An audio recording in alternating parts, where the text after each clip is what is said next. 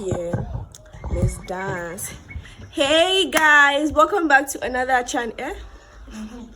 Another channel, Bitibao. Hey guys, welcome back to another video. Welcome back to my YouTube channel. I don't know what this inconsistency is about, but we're not going to talk about the fact that I just be posting anytime I like on here. Like, I'm so sorry. I'm very, very sorry. But let's just a little story, not really a story time, but like let me give you guys like this gist. I don't know what's going on this semester.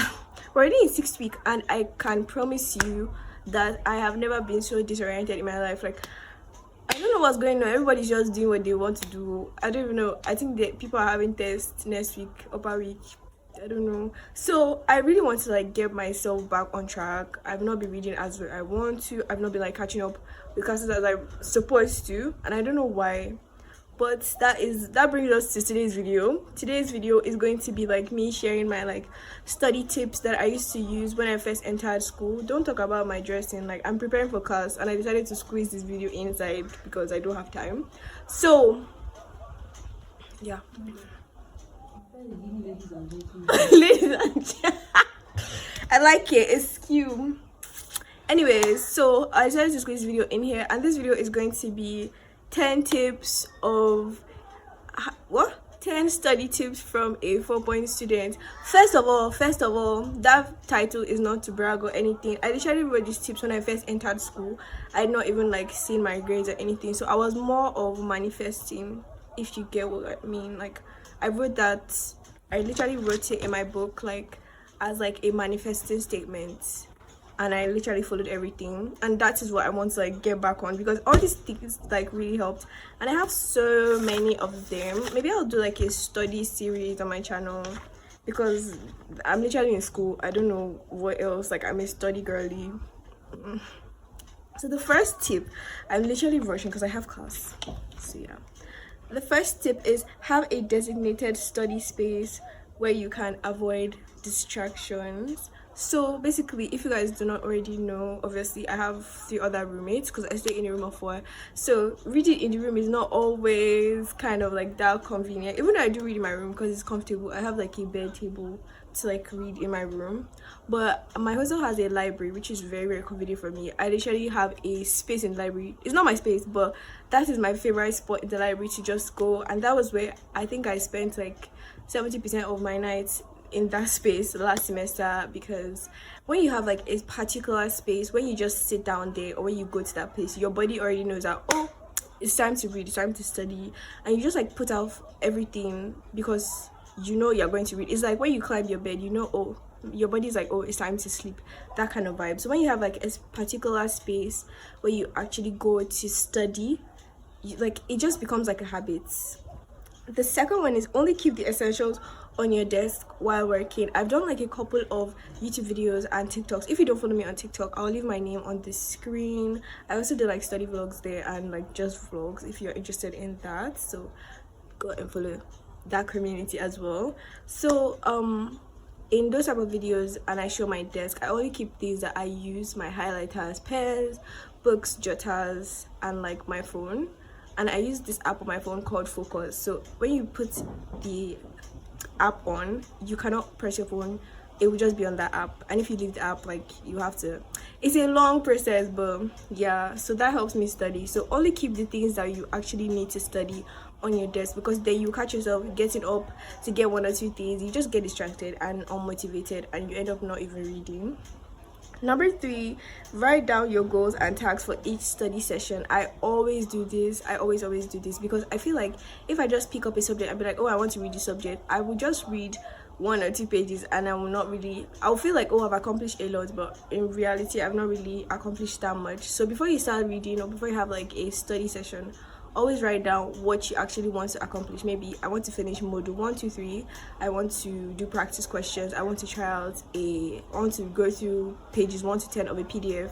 And then at the end of a study session, you actually like compare, did I actually meet my goal? Was it like, did I complete my task?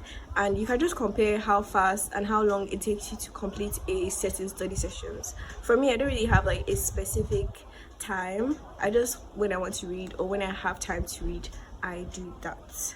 The next one is listen to sounds or music to eliminate distractions from background noises. So this one is like a yes and a no.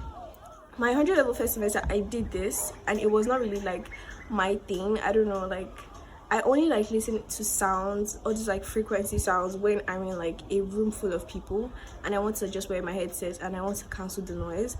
Then I listen to that, or I listen to like rain sounds. But if I'm in the library, I don't listen to those type of things. I just want to listen to myself talking. I want to hear my thoughts, if that makes sense. Like I don't want to block everything out, because then it's like I'm looking at words and I just zone out. So it works for some people and it might not work for some people. It's like here and there. It's like a here and there type of vibe. So do the one that works for you. But this one worked for me in first semester and I don't really do it again. But if it works for you, it works for you.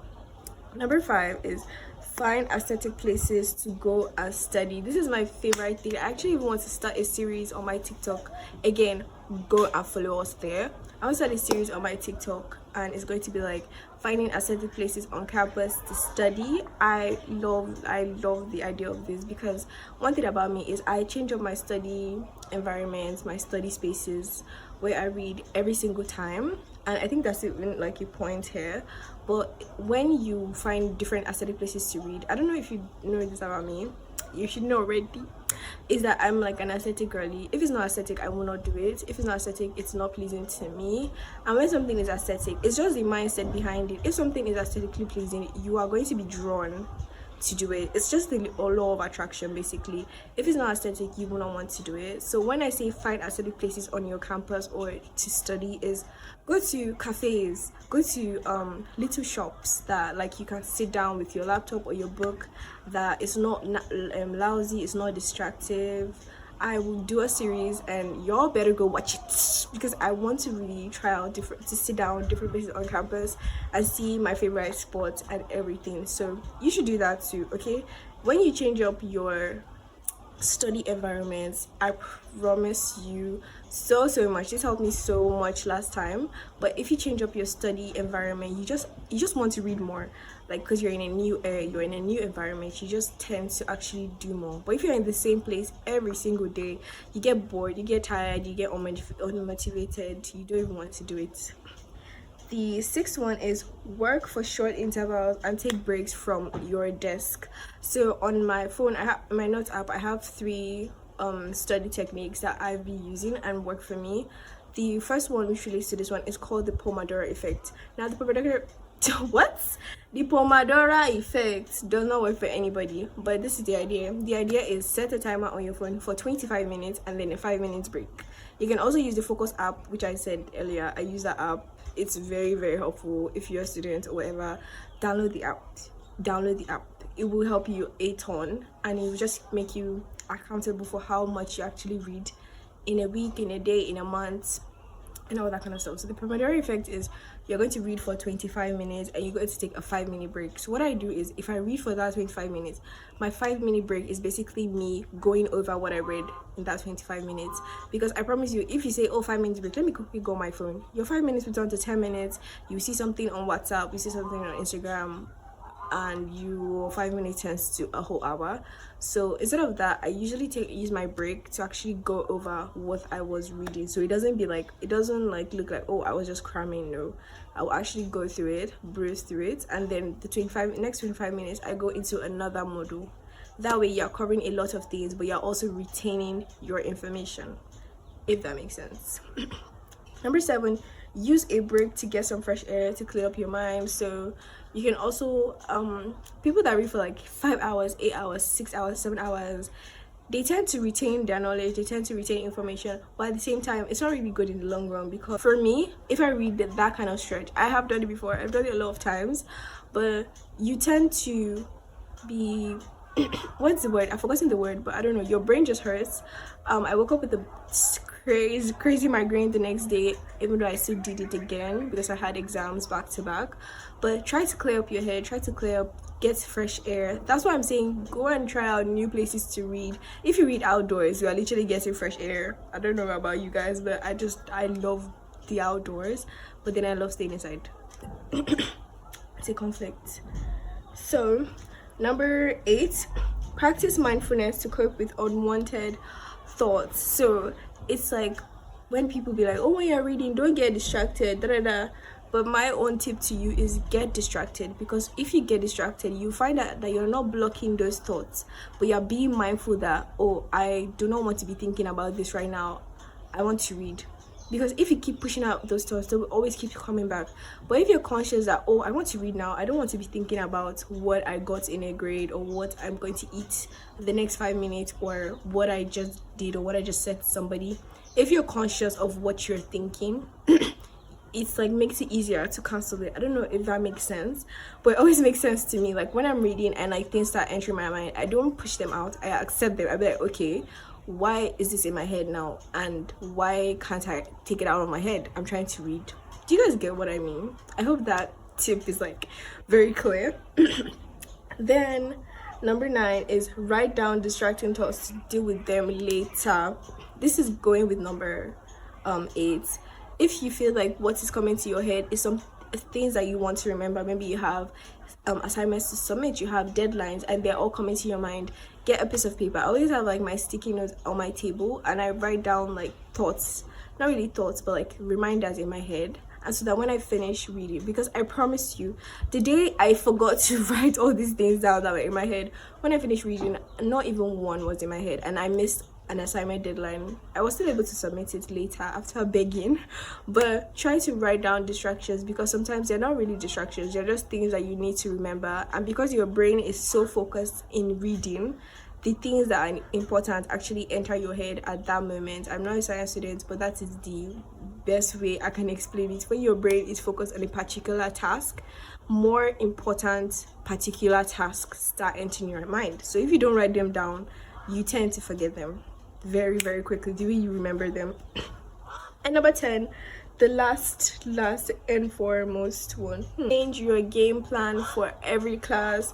Don't have the mindset for every class. I think this was like one thing I did in my whole of 100 level, and I am glad I aced every single class. I did fail a class, glory be to God, and that is also what I've been implementing in my 200 level. I've realized that every single course is different, and if I'm going to put 5 hours into a statistics course, I'm not going to put that same 5 hours into an English course or a history course. Maybe I'll put like 7 hours into history, 2 hours into English, 5 hours into statistics. Once you know your strength and your capability and the weight of a course, then you can follow them accordingly. When I first entered school, my first semester, I was trying to like make all my hours, like I want to read 2 hours for every course. Like I tried to make everything equal, and then when I realized that every single course is different, so treat every single course differently. Don't carry problem on your head and then you see that course was not even deep. There was a course, application to computer, in my 100 level. I promise you guys, I do not read more than 5 hours, 6 hours of that course in the entire semester, and I got an A. So I'm just saying, once you know the strength and the weight of a particular course, you should follow that course accordingly, if that makes sense. If I spent 2 hours on a statistics course and I spent 7 hours on a computer course, we already know what the outcome is going to be, don't we? Okay, yes. So once you know the weight of a course, follow it accordingly. Don't treat every course the same. I promise you, you will regret it. Every class is different, so treat them like that. So you create like a study plan. You can create like, oh, this course is going to take me this. Oh, this course is complicated, I need to focus this. Oh, this course is straightforward, I can finish it 3 days to the exam. Once you know all your strengths and all your weaknesses, I promise you, you will be able to ace every single one of them. I still have like 10 more points in this like vibe, but maybe that's going to be like another video. I think I want to do like a study series. I have so many study points and I implement every single one of them, and I do see my results. So if you guys want to see like more study videos, because that's literally my life, I'm literally a student, you don't expect me to be posting travel with me to Dubai video, like I don't know, but like this is literally my life. So if you guys want to hear more study tips, more points and everything, I'm rushing because I have to go for class.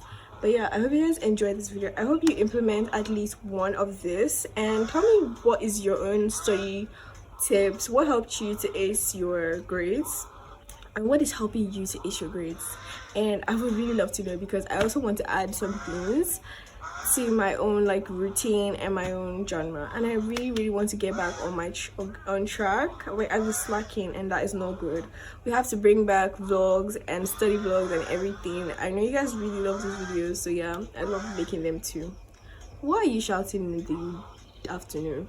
Yeah, I hope you guys enjoyed this video so much, the way I enjoyed filming it. Don't forget to give this video a big thumbs up, subscribe to my channel if you're new, turn on your post notifications so you get notified and download the video.